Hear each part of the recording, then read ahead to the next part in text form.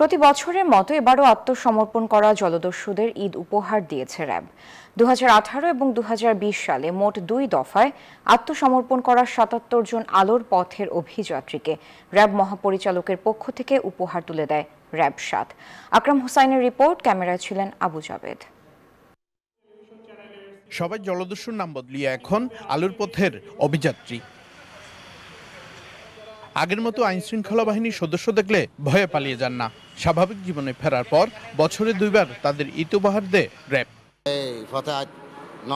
এখন বর্তমানে আল্লাহ দিলে আত্মসমর্পণ করি আমরা বালামত আসি বলে আর মেম্বার বানাই আর জীবন এখন খুব সুন্দর, খুব আমাদের মতো তুচ্ছ মানুষকে যে মনে রাখার মতন আমাদেরকে সহযোগিতা করছে, অনেক অনেক ধন্যবাদ।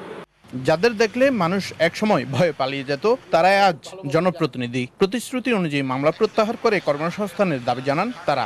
সরকারের কাছে আমরা অনুরোধ জানাই যে আমাদের মামলাগুলো যেন প্রত্যাহার করে দেয় আর আমাদেরকে যে পুনর্বাসন করে আমরা যেন সুখ সুবিধায় চলতে পারি। যারা আত্মসমর্পণ করে স্বাভাবিক জীবনে ফিরেছে, তারা যেন আর অপরাধ জগতে না জড়ায়, সেজন্য নজরদারি রয়েছে বলে জানিয়েছে র্যাব। যারা এখনো এই সকল উপকূলীয় এলাকায় বিভিন্ন জলদস্যুপনা, বিভিন্ন অপহরণ, মুক্তিপণ আদায় এই ধরনের কাজের সাথে জড়িত, তাদের বিরুদ্ধে আমরা নিয়মিত তথ্য সংগ্রহ করছি এবং তাদের বিরুদ্ধে আমরা কঠোর অ্যাকশনে যাব।